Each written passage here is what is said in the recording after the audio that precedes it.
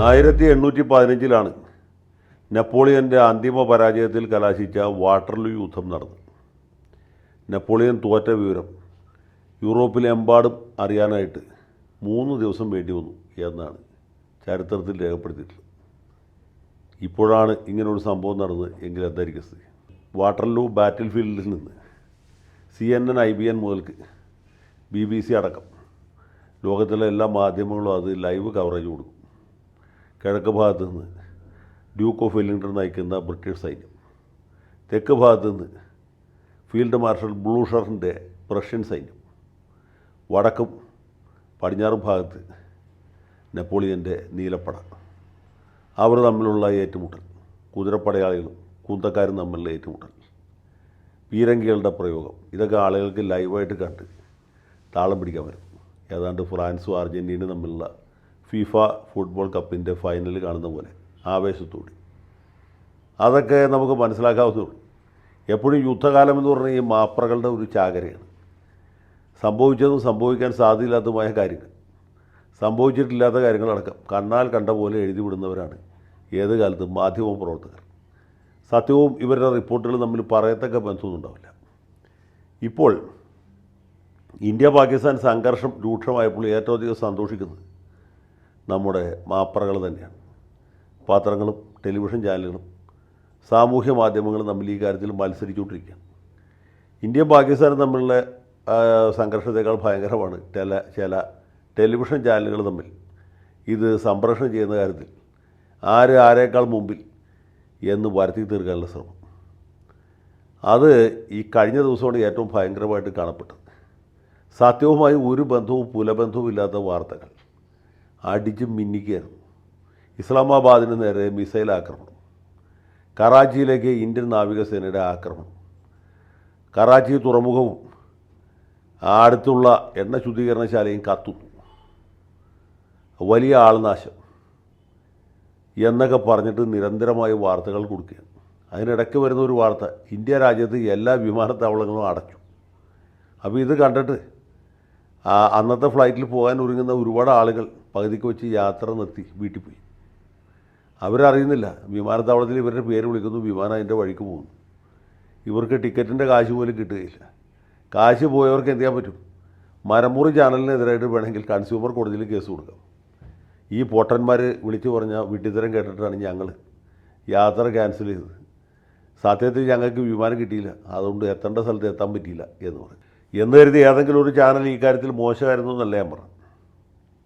ഏഷ്യാനെറ്റ് ആയാലും മാതൃഭൂമി ആയാലും മനോരമയായാലും 24 ആണെങ്കിലും ഈവൻ കൈരളി ആണെങ്കിലും ഒന്നിനൊന്ന് മികച്ച വാർത്തകൾ കൊടുത്ത് ഈ കാഴ്ചക്കാരെ അല്ലെങ്കിൽ കേൾവിക്കാരെ പരിഭ്രാന്തിയുടെ മുൾമുനയിൽ നിർത്തി അതിൽ നിന്ന് 10 കാശുണ്ടാക്കാൻ പറ്റുമെങ്കിൽ അങ്ങനെ ആയിക്കളാം എന്ന് വിചാരിച്ചവരാണ്. പക്ഷേ ഇവർക്ക് ആർക്കും ഈ മരമുറി ചാനലിൻ്റെ പരിസരത്ത് പോലും എത്താൻ പറ്റിയില്ല. പ്രത്യേകിച്ച് തലക്കകത്തും പുറത്തും ഒന്നുമില്ലാത്ത ഒരു വാർത്താ അവതാരകൻ ഉണ്ടല്ലോ, അദ്ദേഹം അക്ഷരാർത്ഥത്തിൽ തിമർക്കുകയായിരുന്നു. നേരത്തെ കർണാടകത്തിൽ ഒരു നിർഭാഗ്യവാനായ ലോറിക്കാരനും അവൻ്റെ ലോറിയും കൂടി പുഴയിൽ വീണ സംഭവമില്ലേ, അന്നും ഇദ്ദേഹം ഇതുപോലത്തെ പ്രവർത്തനമാണ് കാഴ്ചവെച്ചത്. പുള്ളി അവിടെ വന്നിട്ട് നീ കാണുന്ന കുന്നിൻ്റെ ചുവട്ടിലാണ് ഇദ്ദേഹത്തിൻ്റെ ലോറി ഉള്ളത് എന്ന് പറയുകയും ആ കുന്ന് കൊഴിപ്പിക്കുകയും ചെയ്തു. കുന്ന് കുഴിച്ചിട്ടും വിശേഷവിധിയായിട്ടും ഒന്നും കണ്ടെത്താൻ കഴിഞ്ഞില്ല. പിന്നീട് എത്രയോ ദിവസങ്ങൾക്ക് ശേഷം പുഴയിൽ നിന്ന് ഈ ലോറിയും ആ നിർഭാഗ്യവാനായ ഡ്രൈവറെയും കണ്ടെടുത്തു. അപ്പോൾ ഇതാണ് ഇദ്ദേഹത്തിൻ്റെ ഒരു റിപ്പോർട്ടിങ്ങിൻ്റെ രീതി. ചില സംഗതികളിലൊക്കെ പുള്ളി കുതിരപ്പുറത്ത് കയറി വരും. സത്യത്തിൽ പുള്ളി കഴുതപ്പുറത്ത് കയറിയാണ് റിപ്പോർട്ടിങ്ങിന് പോകേണ്ടത്. അപ്പോൾ പിന്നെ ആളുകൾ ചോദിക്കും എന്തിനാ 2 കഴുത, ഒന്നിൻ്റെ ആവശ്യമുള്ളൂ. അപ്പോൾ അങ്ങനത്തെ ഒരു ധീരോദാത്ത നായകനാണ് ഇദ്ദേഹം. പക്ഷേ ഈ യുദ്ധ റിപ്പോർട്ടിങ്ങിൽ പുള്ളി പുതിയ അധ്യായങ്ങൾ രചിച്ചു എന്നുകൂടെ പറയാനായിട്ട്. ഏത് കാലത്തും യുദ്ധ റിപ്പോർട്ടിങ്ങിൽ അതിശയോക്തി ഉണ്ടായിരുന്നു, ഇനിയും ഉണ്ടാകും എന്ന് ഞാൻ പറഞ്ഞു. പക്ഷേ ഈ കഴിഞ്ഞ ദിവസം ഇദ്ദേഹം നടത്തിയ ഒരു പെർഫോമൻസ്, അതിനോട് കിടപിടിക്കുന്ന ഒരു സംഗതി, പ്രത്യേകിച്ച് സത്യവുമായിട്ട് പുലബന്ധമില്ലാത്ത കാര്യങ്ങൾ ഇങ്ങനെ പറഞ്ഞ് പെരുപ്പിക്കുന്നതിൽ പുള്ളിയുടെ ഒരു വിരുത്, അത് ജനങ്ങളെ വിഡ്ഢിയാക്കുന്നതിൽ പുള്ളിക്കുള്ള പ്രാവീണ്യം. കാര്യം 2-3 മണിക്കൂർ നേരത്തേക്കാണെങ്കിലും അദ്ദേഹത്തിൻ്റെ ചാനൽ മലയാളം പറയുന്ന മറ്റെല്ലാ ചാനലുകളെയും മുമ്പിലാക്കിയുള്ള അദ്ദേഹത്തിൻ്റെ അകൈതവമായ എന്താ പറയുക കുതന്ത്രം, അത് സത്യത്തിൽ മറ്റ് ചാനലുകളും പഠന വിഷയമാക്കേണ്ടത്, അനുകരിക്കേണ്ടതല്ല. ഇത് പറയുമ്പോൾ നമ്മൾ ഒരു കാര്യം കൂടി പറയാതിരിക്കാൻ നിവൃത്തിയില്ല. ഇദ്ദേഹത്തിൻ്റെ ചാനലുകാർ ഇതുപോലെ വാർത്ത കൊടുക്കുമ്പോൾ വളരെ മനോവേദനയോടുകൂടി വാർത്ത കൊടുക്കുന്ന വേറൊരു ചാനലുണ്ട്. ഇന്ത്യ മുന്നേറുന്നു, ഇന്ത്യൻ സൈന്യത്തിന് വമ്പിച്ച വിജയം, പാകിസ്ഥാനെ പപ്പടമാക്കി എന്നൊക്കെ പറയുമ്പോൾ മുഖത്ത് യാതൊരു സന്തോഷമില്ലാതെയാണെങ്കിൽ ഈ വാർത്തകൾ ഇങ്ങനെ അടിച്ചു വിടുന്ന നമ്മുടെ ജമാഅത്തെ ഇസ്ലാമിയുടെ മൗദൂദി ചാനലിൻ്റെ കാര്യമാണ്. മൗദൂദിയിലെ ലേഖകന്മാർക്കും വാർത്താ അവതാരകർക്കൊക്കെ വലിയ സങ്കടമുണ്ട്, വലിയ ദുഃഖമുണ്ട്. ഇന്ത്യ ജയിക്കുന്നതിൽ അല്ലെങ്കിൽ പാകിസ്ഥാൻ്റെ മിസൈലുകൾ ഉന്നം തെറ്റുന്നതിൽ, അവരുടെ ഡ്രോണുകളെയൊക്കെ നമ്മൾ കണ്ടുപിടിച്ച് അപ്പം തന്നെ കശാപ്പ് ചെയ്യുന്നതിൽ അവർ ഈ വാർത്തകൾ വിശ്വസിക്കുന്നില്ല.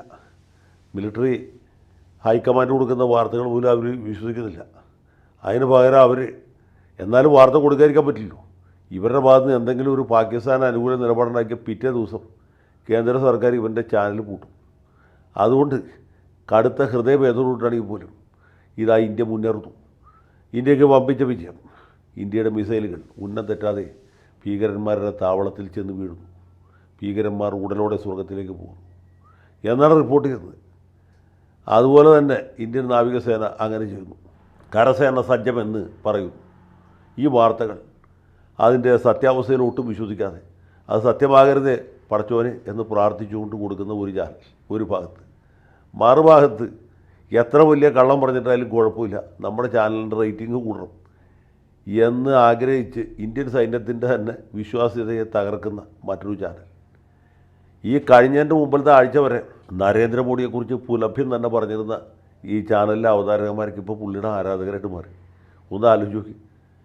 ഇപ്പോൾ ഈ മരമുറി ചാനൽ കാണുകയാണെങ്കിൽ, അല്ലെങ്കിൽ 24 ന്യൂസ് കാണുകയാണെങ്കിൽ, മനോരമയും മാതൃഭൂമിയെ കാണുകയാണെങ്കിൽ നമ്മൾ ഒരു വേള അത്ഭുതപ്പെടും, ഇത് ജനം ചാനലാണോ അതോ ജനത്തിൻ്റെ ലേഖകന്മാർ മനോരമയിലും മാതൃഭൂമിയിലും റിപ്പോർട്ടറിലും അതുപോലെ 24-ലും ഒക്കെ നുഴഞ്ഞു കയറിയതാണോ? അല്ല, പഴയ ആളുകൾ തന്നെയാണ് ഇവർ. അവരിപ്പോൾ തൽക്കാലം നരേന്ദ്രമോദിയെ തെറി പറയാൻ നിവൃത്തിയില്ലാത്തതുകൊണ്ട് എന്നാൽ പുള്ളിയെ പുകഴ്ത്തി നന്നായിക്കളയാം എന്ന് വിചാരിച്ച് ഇറങ്ങിയിരിക്കുകയാണ്. സത്യം പറയട്ടെ, ഈ പാകിസ്ഥാൻകാർ ചെയ്യുന്ന ദ്രോഹം എത്ര നിസ്സാരമാണ്. ഇവിടുത്തെ ചില ഡാഷുകളായിട്ടുള്ള മാധ്യമപ്രവർത്തകർ കാണിക്കുന്ന മര്യാദകൾ വെച്ച് നോക്കുമ്പോൾ